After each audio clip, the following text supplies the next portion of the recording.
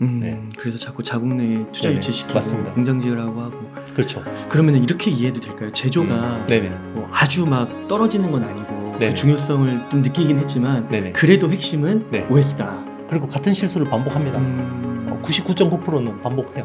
근데 그 중에 0.1%는요. 자신의 과거 실수를 복기를 해서 네. 개선을 해요. 가장 큰 오해와 착각이요. 돈이 많고 성공했던 사람들은 아 이번 하락장을 잘 피했을 거야. 그게 아니다 그러면 아 이건 뭐 대안이 있을까? 아 그렇구나. 그러니까 그렇죠. 진짜 이게 제조가 어떻게 보면은 진짜 어떻게 또 미래는 알 수 없긴 하지만 네네. 제조가 핵심이 아니네요 이게. 그 제조가 핵심이 아니라고 생각을 했었어요. 그동안에는. 그래서 미국은 제조라는 부분을 그냥 외주를 줘버리고 부가가치도 낮고 그냥 하니까 우리는 설계 기술하고 네. 서비스 쪽을 가지고 있으면 부가가치가 높다라고 해서 이 스마일 커브라 그러죠. 앞에 이제 설계 쪽하고 이제 중간이 제조고 그 끝이 이제 여기 이제 서비스 쪽인데 그러면 뭐 제조는 그냥 밖으로 외주 맡겨도 돼라고 해서 이제 줬는데 그렇게 하니까 문제가 이 모든 영역들이 이게 같이 돌아가면서 톱니바퀴처럼 맞물려서 시너지가 나더라는 거죠. 네. 그게 이제 결국 파운드리에서 딱 느낀 거예요. 아, 우리가 아무리 설계를 잘하고 서비스를 잘 만들어도 중간에 이 제조가 안 되니까 안 되는구나. 그죠? 그리고 코로나19 사태를 겪으면서 아, 우리 자국 내에서 마스크 한 장 못 만들고 진단키트 하나 못 만들고 와 이게 큰일 날 수 있겠구나라고 해서 다시 리셔워링을 하는 거죠. 그런 와중에 지금 이런 모든 글로벌 어떤 재난이 가중되는 경제적인 재난이 가중되는 상황인 거예요. 물론 이제 거기에서 뭐 러시아 우크라이나 전쟁도 발생하고 했지만 결국 그런 어떤 질서의 변화, 미국이 뭔가 그동안에 어떤 신자유주의가 최고의 선이라고 하고 그 시스템을 전 세계에 뿌렸는데 미국 스스로 이걸 걷어들이다 보니까 굉장히 이제 아픈 부분들이 나오는 거죠. 네. 그래서 자꾸 자국 내에 투자 네네. 유치시키고 맞습니다. 공장 지으라고 하고. 그렇죠. 그러면 이렇게 이해도 될까요? 제조가 네네. 뭐 아주 막 떨어지는 건 아니고 네네. 그 중요성을 좀 느끼긴 했지만 네네. 그래도 핵심은 네. OS다. 그렇지 않아요. 이게 그렇진 않아요. 그 TSMC라는 회사를 보셨지만 영업이익이 엄청나더라고요. 그렇죠. 영업이익률이 거의 50% 육박하죠. 그리고 TSMC라는 회사 하나 때문에 대만을 지켜줘야 될 이유가 생긴 거죠. 그죠? 그러니까 TSMC가 대만에서 호국 신산이라고 그래요. 네. 네. 그 나라를 지키는 신선한 신성한 산이라고 그래요. 그래요. 그렇죠. 왜냐하면 정말 TSMC가 만약에 중국에 그러니까 침공당해서 점령당한다 그러면 미국 반도체 산업이 작살이 나요. 생산해줄 데가 없는 거죠. 그러니까 미국은 자꾸 본토에다가 TSMC하고 삼성전자한테 최첨단 팹을 미국에 내 지어라라고 당근도 주고 채찍도 주고 하는 거죠. 네. 그렇게 하려는 거예요. 그런데 만약에 그렇게 되면 대만 안보적인 측면에서는 굉장히 위험할 수가 있겠죠. 네. 그 알고 있을 거예요. 네. 대만도. 아 그러면은 이게 우리나라의 입장에서 봤을 때 네네. 삼성 파운드리의 입장에서 봤을 때는 네네. 그 OS나 뭐 이렇게 플랫폼적으로 네네. 경쟁을 하기는 쉽지는 현실적으로 좀 어려울 것 같고. 그렇죠. 그거는 이제 기술적인 측면도 있는데요. 네. 그 OS나 플랫폼은 결국 표준이에요. 글로벌 표준인 패권 표준을 그렇죠.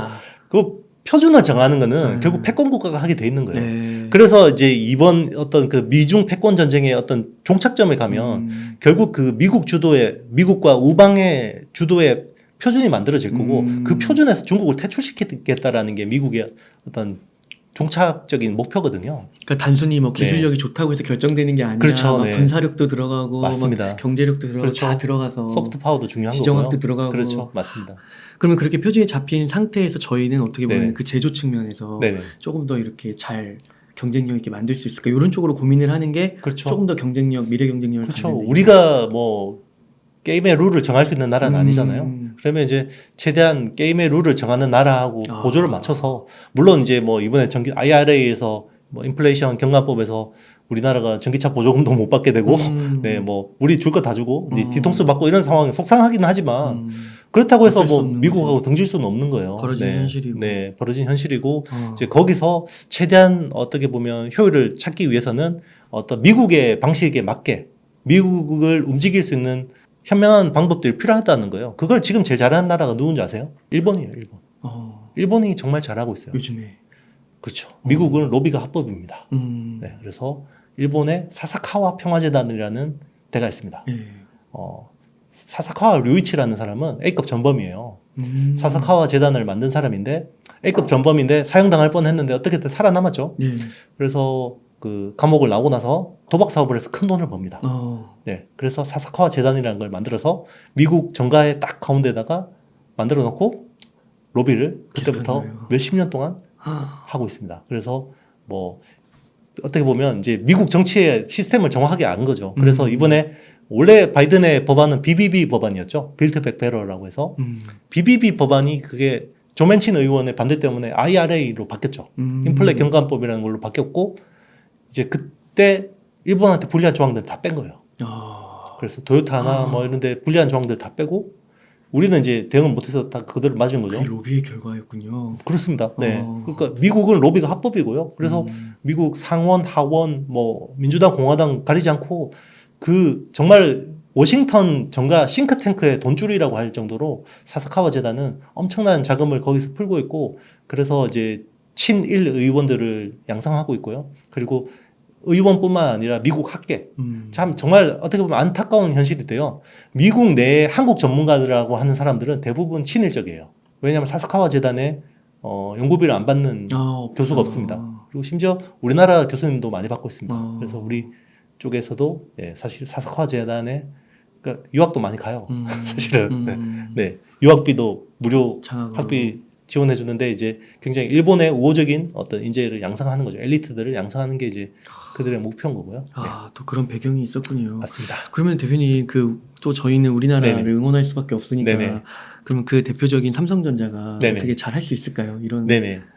이런 난국을 잘 돌파해낼 그렇죠. 수 있을까요? 네, 저는 이제 우리나라의 저력을 믿어요. 네, 저력을 믿고 있고 우리는 이렇게 힘들면 정말 돈이 많은 사람들, 성공한 사람들은 어떻게 할까 궁금하잖아요. 그죠? 그래서 이제 가장 큰 오해와 착각이요. 돈이 많고 성공했던 사람들은 이번 하락장을 잘 피했을 거야. 정말 뭐 마이클 버리처럼 빅쇼트 숏 잡아가지고 정말 돈을 많이 벌었을까 이렇게 생각할 수도 있는데요. 뭐 물론 그런 분들도 아주 일부 있겠지만 대부분은 물려서 같이 힘들어요. 심지어 뭐 일반 개인 투자자보다 더 큰 손실을 보셔가지고 그래요. 네, 막 정말 힘들어하시는 분들도 많고요. 그렇구나. 네, 그런 상황이에요. 같이 힘들 수밖에 없는 상황인데 대신에 그런 사람들은 벌 때 무섭게 벌죠. 네, 자기의 패턴이 옵니다. 이렇게 시장이 자기한테 돈을 벌어주는 패턴이 오는데요. 그때 훅 빨아들이죠. 자산을. 정말 가차없이 빨아들여요. 그래서 레벨업을 하시는 거예요. 그럴 때. 네. 터질 때는 같이 터져요. 뭐 답이 없어요. 네. 네. 롱숏을 뭐 섞어서 하는 뭐 그렇게 할 수 있지만 그런 사람들 별로 없거든요. 네. 네. 그러면은 그 어떻게 삼성전자는 네네. 그 지금 이런 상황 속에서 잘 네네. 하고 있다고 봐야 될까요? 삼성전자가 이번에 이제 그 제가 전에 여기 한번 출연해서 이야기했었던 것 같은데 시장 자체가 밸류에이션 조정 한번 끝난 것 같다. 한번 주저앉았기 때문에 이제 앞으로 EPS 조정이 있을 거다. EPS 조정이 있고 그 다음이 바닥을 찍고 반등을 할 수 있을 거다라고 했는데 최근에 삼성전자 실적 가이던스를 하향 많이 하죠. 네, 그게 이제 EPS 조정이 되고 있는 과정이라고 보시면 되고요. 네. 자, 이 EPS 조정이 끝나면 바닥이 오는 거예요. 네. 네, 이제 PR이 굉장히 이제 하향 조정되기 때문에 네, 그때부터 이제 바닥을 다지고 올라가는데 정확한 타이밍은 아무도 알 수 없어요. 알 수가 없죠. 그런데 지금은 이제 보통 이 상승장에서는 PER을 봐요. 주가 수익 배율을 보고요. 빠질 때는 PBR을 봅니다. 자산 가치 대비해서 보는데 뭐 역사적으로 보면 대충 락바텀이 뭐 삼성전자는 뭐 한 1, PBR 1 정도 오면 거의 뭐 바텀 수준에 가깝고 하이닉스는 뭐 0.9 정도가 이제 그 바닥이라고 보고 있기 때문에 대충 지금 그 정도 수준이거든요. 지금 거의 1.1 이런 경우가 있네요. 네네 맞습니다. 와, 거의 뭐 진짜 여기서 다르네요. 네 거의 지금 1.1도 깨졌을 거예요. 주가 네. 더 밀렸기 신저가라고 때문에. 그러더라고요. 네네 맞습니다. 그러면 여기서 분할 매수한다면 뭐 이거를 뭐 당장 내가 다음 달에 뺏어 써야 되는 돈이면 그렇게 하시면 안 되는 건데 이걸 뭐 최소한 뭐 1, 2년 그냥 충분히 융통할 수 있는 자금이다 그러면 지금 뭐 분할 매수하는 걸 겁낼 필요가 있을까? 네. 물론 조금 더 하락할 수는 있는데요. 뭐 제가 봤을 때 그 하방이 그렇게 크지는 않은 것 같습니다. 그 아까 말씀해주신 그 뭐 전기차라고 한다고 네네. 하면 그 아까 삼성이 그 전기차를 네네. 만약 한다고 했을 때 거기에서 AP 같은 거 네네. 그걸 못할 경우 LG의 미래가 될 수도 있다. LG의 모습이 될 수도 있다. 맞습니다. 이런 얘기를 좀 해주셨잖아요. 네네. 그러니까 펀더멘털적인 측면에서 네네. 이제 지금 락바텀은 어느 정도 확인을 이제 거의 근처에 온 것 같지만 네네. 또 이게 올라가야 되는 건 또 미래 성장성이 있어야 되는 거니까 그렇죠. 그런 면으로 봤을 때도 괜찮은 건가요? 삼성의 미래는 결국 파운드리에 있죠. 음. 네. 파운드리가 지금 3나노를 어쨌든 치고 나가는 상황이잖아요. 네. 지금 TSMC가 세계 1등이고 2등이 이제 삼성전자인데 지금 3나노 GAA라고 그러죠. 게이트 올 어라운드라는 새로운 기술을 이제 시도를 하고 있기 때문에 만약에 이게 성공한다 그러면 결국 파운드리가 잘 되면요. AP도 잘 될 수밖에 없어요. 네. 그러면 이제 고급 설계를 가지고 있는 회사들이 삼성한테 계속 의뢰할 수밖에 없고 삼성이 사실 엑시노스를 개발하는데 애플 AP를 파운드리 하면서 굉장히 많이 배웠잖아요. 네, 뭐 이제 뭐 설계를 가져왔는지 모르겠는데 어쨌든 뭐 그 어떤 그 같이 파운드를 하다 보면 그 IP들이 그냥 생깁니다. 자연스럽게. 네. 뭔가 문제를 같이 해결하다 보면 IP라는 것들이 생기기 때문에 그러면 지금 자동차 쪽에서 그냥 글로벌리 테슬라라든지 애플이라든지 애플은 뭐 TSMC 쪽에서 안 올 것 같긴 하지만 뭐 테슬라라든지 구글이라든지 뭐 이런 자율주행차 쪽에서 OS와 AP를 하는 주요한 업체들이 삼성전자 파운드리를 맡기게 되면 삼성도 자연스럽게 여러 가지 IP들이 생기게 되는 거고요. 그 IP를 기반으로 해서 더 엑시노스 오토라든지 좋은 칩을 또 만들 수가 있는 거죠. 네. 어떻게 이게 좀 이렇게 우울하지만은 않은 건가요? 저는 희망적으로 보고 있습니다. 그 요즘에는 삼성전자 컨텐츠가 올라가면은 네네. 그 확실히 네. 부정적인 댓글이 많아졌어요. 그렇죠. 네, 지금 대중하고 반대로 가야 돈을 법니다. 네. 그러니까요. 그게 네. 참 많이 들었던 말인데 그렇죠. 막상 현실에 닥치니까 네네, 쉽지가 맞습니다. 않네요. 예. 그렇죠. 그래서 이 성공했던 분들, 이제 큰 자산을 일구신 분, 이제 슈퍼겜이라고 하는 분들, 이런 분들을 이제 만나보면 아, 내가 IMF 때 좋은 기회가 왔었는데 놓쳤다라는 거죠. 그래서 대부분 사람들 그냥 넘어가요. 그리고 같은 실수를 반복합니다. 99.9%는 반복해요. 근데 그 중에 0.1%는요, 자신의 과거 실수를 복기를 해서 네. 개선을 해요. 네. 자, 그러면 이 타이밍이 왔을 때 금융위기 때는 자기가 IMF 때 실수했던 것들을 반대로 한 거죠. 그래서 큰 자산을 일구신 거죠. 자, 그러면 우리 세대, 뭐 이제 지금 30, 40 정도에 되는 세대들은 금융위기 때 기회를 잡으신 분들이 별로 없을 거예요. 그죠? 그러면 그때를 복귀를 한번 해보시라는 거죠. 자, 그 사이클이 앞으로 또 10년 동안 펼쳐질 텐데, 그러면 또 똑같은 실수를 해서 기회를 놓칠 거냐, 아니면 거기서 개선을 해서 기회를 잡을 거냐. 네. 그 삼성전자 주식을 뭐 열애 진짜 국민 네. 중에 열애 7, 8분들이 들고 계시다고 하는데 네네. 너무 실망하고 속상해하지 마시고 네네. 한번 오늘 이영수 대표님 말씀 한번 들어보면서 다시 한번 삼성전자를 공부해 보시고 살펴보시면 어떠실까? 그러니까 이거는 본인의 선택이에요. 만약에 본인이 삼성전자보다 더 유망하고 향후에 뭔가 독점적인 사업자가 되고 위너가 될 수 있는 기업을 발굴하실 능력이 있다 그러면 그 회사를 사시면 돼요. 네. 그 컨빅션이 있다 그러면 그걸 사시면 되고요. 그게 아니다 그러면 삼성전자 말고는 뭐 대안이 있을까?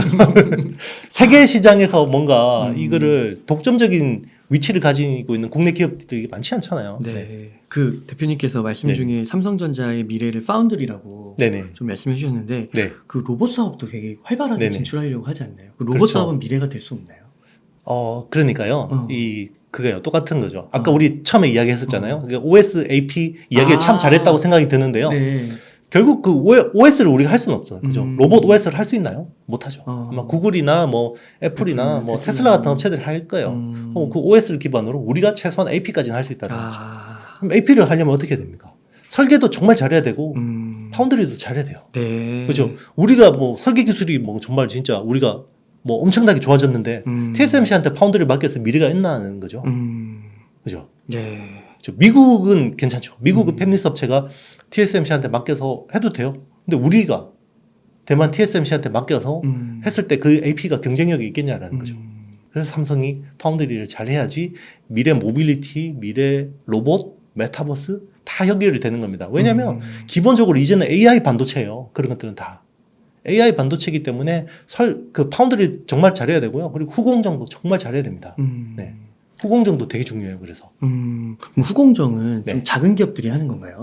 삼성전자가 아니고? 삼성전자에 비하면 작은 기업들인데요. 다 그래도 글로벌 회사들 보면 조 단위 매출을 하는 회사들이고요. 사실은 후공정을 TSMC가 제일 잘해요. 글로벌로 보면. 우리는 TSMC의 선단 공정을 많이 주목해서 보지만 이게 좀 히스토리가 있는데요. 이제 원래 그 애플 AP 지금 세계 최고 반도체를 하는 회사가 누구냐 그러면 애플이에요. 세계에서 제일 반도체 설계 잘하는 회사가 누구냐면 애플입니다. 아, 그렇구나. 애플이 제일 잘해요. 그러면 그 애플이 제일 잘하는 반도체를 누가 생산을 했었냐? 처음에는 TSMC. 삼성이 했어요.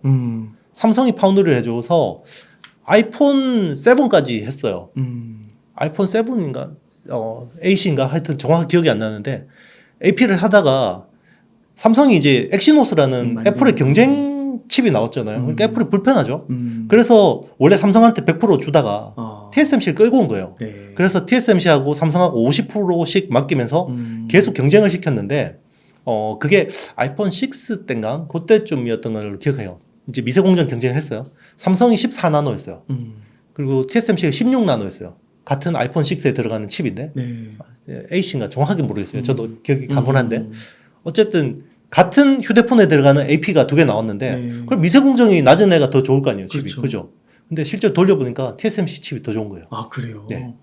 왜냐면 그때 TSMC가 첨단 후공정 기술을 처음 적용했어요. 그게 팬아웃 더블 LP라는 기술이에요. 네. 웨이퍼 레벨 패키징이라는 기술을 적용해서 이게 퍼포먼스하고 발열이 훨씬 좋은 거죠.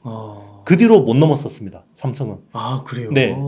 그래서 후공정 때문에 TSMC한테 뒤집어진 거고요. 아, 그 뒤로는 이제 10나노 들어서는 선단 공정도 뒤집어진 거죠. 원래 14나노까지는 삼성이 더 잘했는데 그 뒤로는 왜냐면 파운드리라는 거는 칩을 많이 생산하는 애가 더 좋아질 수밖에 없어요. 그래서 애플 물량이 뺏겼기 때문에 지금 TSMC 매출에서 한 25% 30%가 애플 물량이거든요. 네. 이 정도 칩의 물량이 가면 그리고 애플 설계를 얼마나 잘합니까? 같이 하다 보면 그 IP도 많이 생기고 생산 기술도 좋아질 수밖에 없거든요. 네. 그러면은 이거 좀 역사를 잘 네. 몰라가지고 네네. 그러면은 그때 삼성이 네. 엑시노스를 만들지 말고 네. 어떻게 보면은 그때 뭐 역사를 되돌릴 수는 없는 거지만 네. TSMC의 역할을 네. 했었던 게 더 이익이 될 수도 있었던 거라고 보시나요? 만약에 삼성이 엑시노스를 안 했다 그러면 연간 3억 대씩 만드는 스마트폰을 못 했겠죠. 아, 또 그래요? 네, 그렇죠. 애플한테 AP를 뺏긴 거는 굉장히 뼈 아픈 거지만 스마트폰을 만약에 삼성이 없었다 그러면 지금 어떻게 돼 있을지 몰라요, 삼성은. 아, 네. 또 그렇게 참 엄청난 그때 순간의 그 변화의 그 네네. 기로가 있었었네요. 그렇죠. 둘 다 잘했으면 좋겠지만, 네, 어쨌든 뭐 역사의 가정은 없으니까요.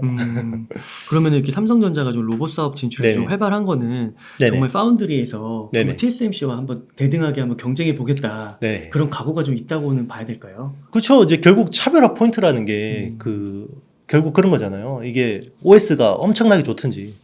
그러니까 똑같아요. 우리 그 스마트폰 사이클 한번 복귀해 보면요.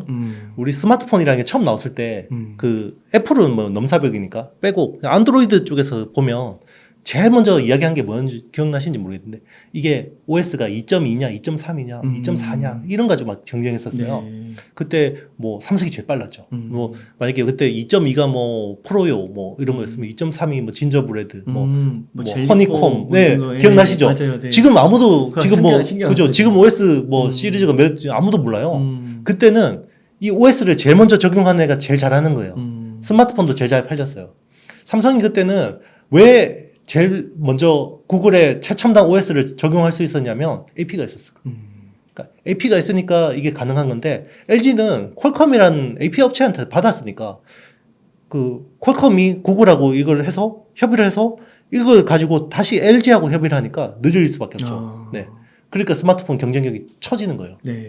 그러니까 같은 시즌에 나왔는데 성능이 얘가 더 좋은 거죠. OS가 더 좋은 빠르게 거. 나오는 거죠. 그렇죠. 그러면 생각해 볼게요. 만약 로봇이 만약에 어. 구글로 똑같이 나온다 그러면 누구께 더 좋겠어요? AP 갖고 잘하네. 있는 잘하네. 네, 그게 그럴 수밖에 없는 거죠. 아, 자율주행차도 마찬가지입니다. 네. 그래서 결론적으로는 저력을 믿으신다. 네네. 예, 삼성전자는 지금 충분히 싸고 네. 이럴 때 오히려 한 주라도 더 모아가는 게 그렇죠. 정말 부에 달성하는데 그렇죠. 기릴 수 있다. 그렇죠. 이제 우리나라가 이제 뭐 국민소득이 3만 불인데 다시 2만 불로 추락할 거야. 뭐 이렇게 보시는 분들은 그냥 미국 주식 쪽에 많이 비중을 늘리시는 것도 방법이고요. 근데 지금은 미국이 못 사겠어요. 환율 그렇죠. 때문에. 그렇죠. 네. 그러니까 항상 이제 선택이라는 거죠. 그걸 이제 미래를 그래서 예측하면 안 되고 대응하라라는 게 항상 그래서 자산을 펼쳐놓고 거기서 이제 어떻게 보면 리밸런싱 할 수 있게 그렇게 하는 게 중요한 거죠.